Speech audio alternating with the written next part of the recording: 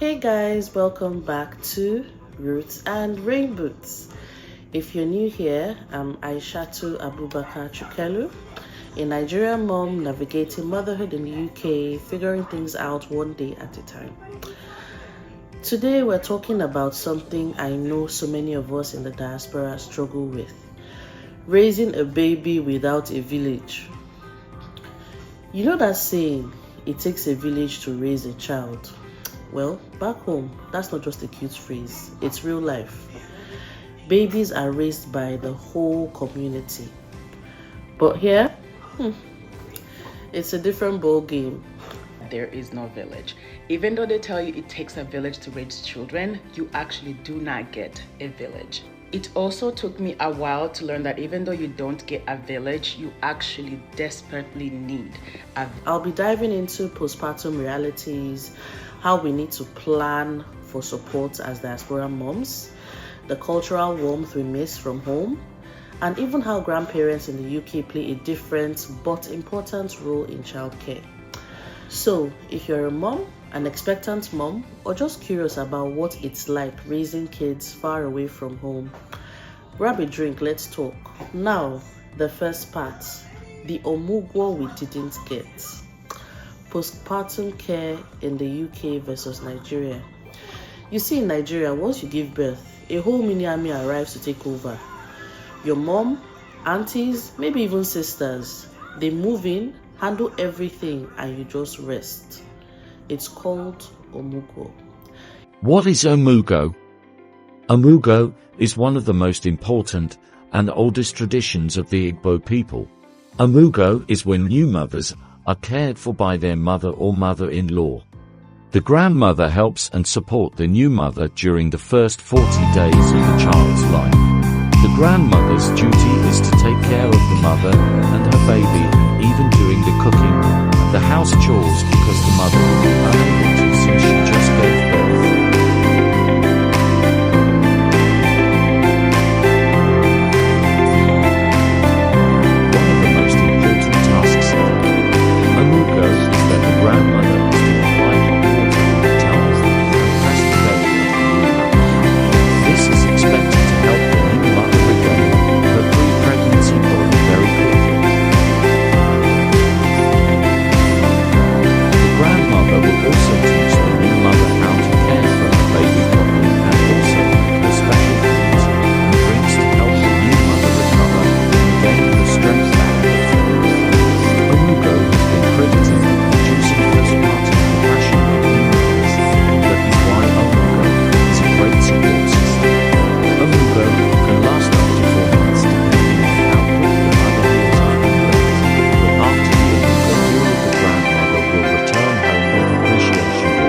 A sacred time when a mom is cared for. You don't touch house chores, you don't worry about cooking, you just heal and bond with your baby. And this just isn't in Nigeria. In Asia, Latin America, and the Middle East, the culture is similar to ours in Africa. In fact, I've been reading about a growing trend in postpartum confinement centers, or you could just call them maternity hotels. In China, Taiwan, South Korea, Japan, Singapore, and Malaysia. Hello guys, it has been 2 weeks since I gave birth to my son, and right now I'm not at home, I'm at confinement center in China. For those people who don't know, postpartum confinement is a Chinese tradition. People believe that during giving birth, the pain you suffered both physically and emotionally will hurt your qi, your energy, and it will take 30 to 40 days for a woman to fully recover. So during this period, you'll be locked in a room. You must rest as much as you can. Cannot blow any wing, eat healthy, basically just rest. In the past time, people normally do confinement at home, but nowadays, confinement center become a business in China. Super popular. They'll give you so many different kinds of services to both mommy and the baby. Basically, it's like you staycay for 1 month. So right now, I'm at one of the confinement center. Let me give you a tour. So this is actually a hotel, and they rent a few levels to be their confinement center. And this is my room. Ta-da! Here is a mini bar without any alcohol, and here is the fridge, and right here is the kitchen. You can wash your clothes here, wash all the baby stuff here, and you can heat your food here as well. And I also have a giant living room with my baby.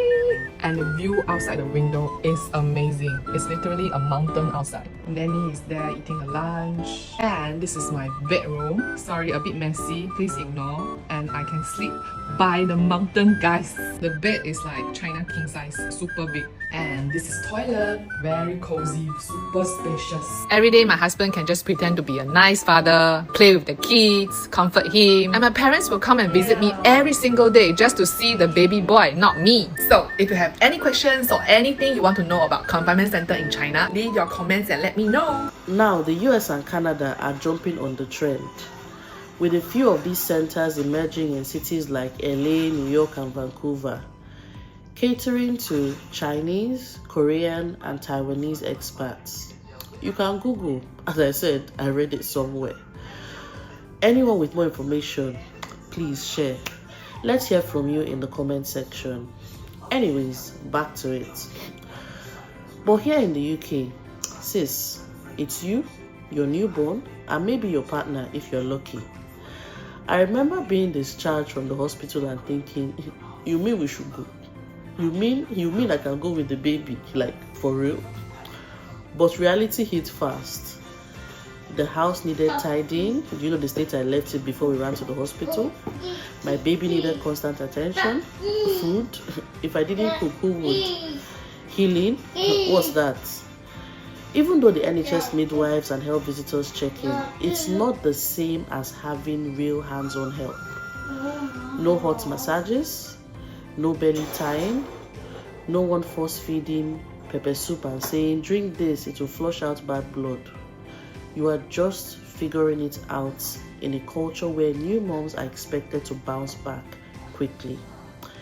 Now, in my case, my mom was here. I think I mentioned that in a previous video, and she did a lot. Namo, Ezima, Oyibom, Olubajerem gas, Gena Gajo to Hana Tom Jeno, Odogu, Agua Wilio, the Panyana, come and give him breast. You want to suck, my baby wants to suck, after all, you are not going to buy it. It is your right, Nna. The apple away.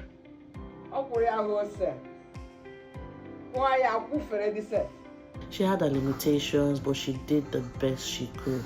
Honestly, I thought I loved my mom before I had the baby. Papa, stop. Don't do that. That's not very nice. This my smelly will not even let me be great. But anyway, where was I? Yes, I said I honestly thought I loved my mom before I had the baby. But now, honestly, I love and appreciate her. And my mom, thank you to my mom. And my mother, thank you to my mother. I'll never forget the statement she made when everyone forced around the baby or forced over the baby. Okay, and she goes, this one is my baby. Yeah, bye. Honestly, guys, when you have a baby, you feel the need to be babied by your mama. This is after you've done years of shakara and forming for her. Anyways, on to the second. The toughest part of doing it alone. The hardest part, no built-in support system. No one to hold the baby when you need a shower. No one to help with night shifts. No one to just stop by with fresh food. Honestly, mamas, you don't realize how important these things are till you need them. Yeah, Papa, the wheels on the bus go. The mommy on the bus go. Shh, shh, shh. Don't laugh, I'm telling you. Shh, shh, shh, shh. The mommy recording goes. Shh, shh, shh. Good job. Yeah. High five. Good job, thank you. Where was I? You don't realize how important these things are till you need them. Another struggle, emotional support. You can't just go to your mom's house to vent. Video calls help, but it's not the same. The loneliness is real. And let's talk about going back to work. In Nigeria, someone is always available to help. Your mom, a nanny, someone. But here, childcare is expensive. And even if you are lucky enough to get a spot, trusting someone with your child is hard. Honestly, if you're in the UK or any other country without family nearby, I see you. You're doing an amazing job. 3. Planning for support because the village won't just appear. So here's the thing. We need to plan for our village because it doesn't just appear automatically.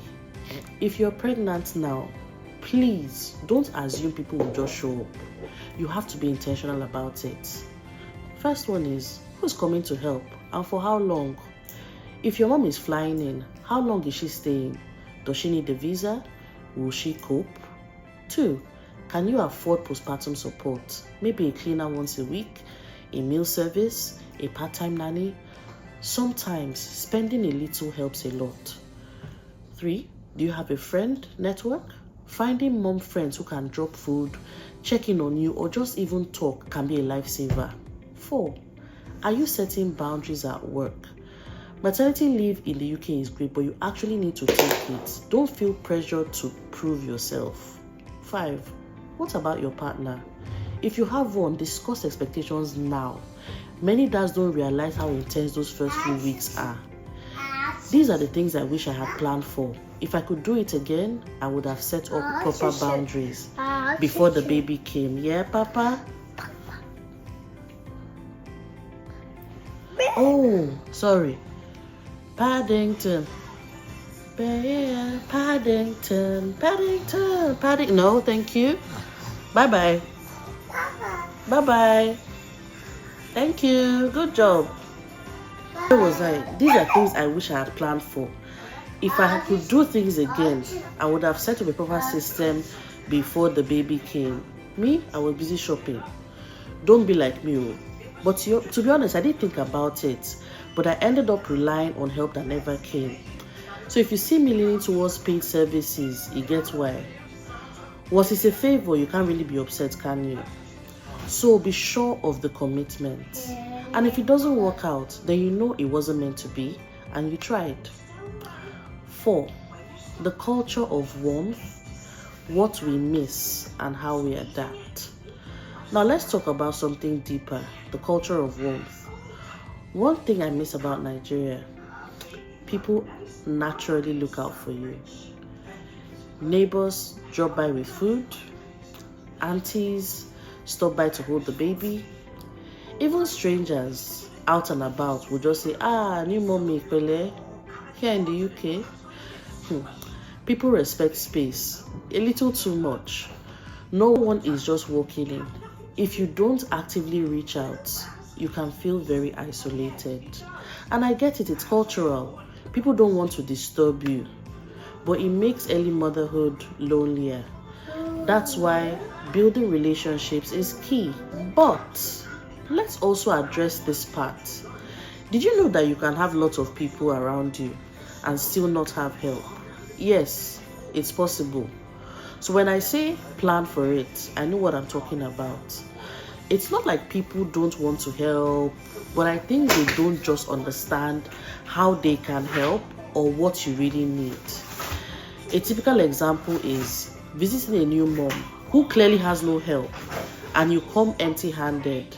With your empty hands, you don't even make yourself useful. Come on now. Or my personal favorite, staying for hours, visiting the baby, and doing nothing that actively is helping the mom, like letting her rest.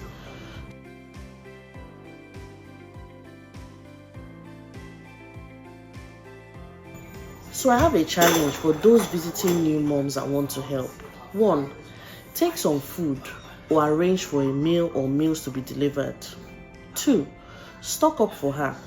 3, tidy up and assist with dishes and laundry. 4, let her show you how to change diapers and make a bottle for the baby.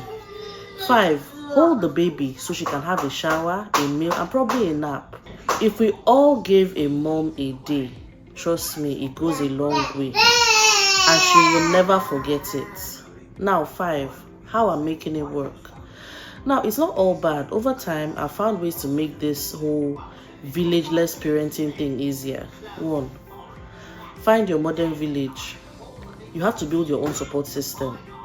Join mom groups, WhatsApp chats, play groups. Even if it's just one friend or two, having someone to talk to is a lifesaver.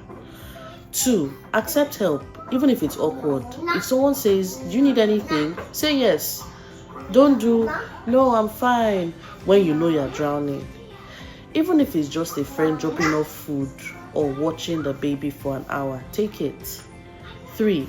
Plan me time, even if it's 5 minutes. One thing I learned, a tired, burnt-out mom is no good to anyone. Find small ways to recharge. A 10-minute walk, a cup of tea in silence, locking yourself in the bathroom for 5 minutes, whatever works. 4. Take advantage of the UK resources. The UK has health visitors, breastfeeding support groups, and mom meetups. I used to think they were just formalities, but honestly, they help. Don't suffer alone. Use what's available. And lastly, give yourself grace. Some days I feel like super mom. Other days I'm just trying to survive. And that's okay.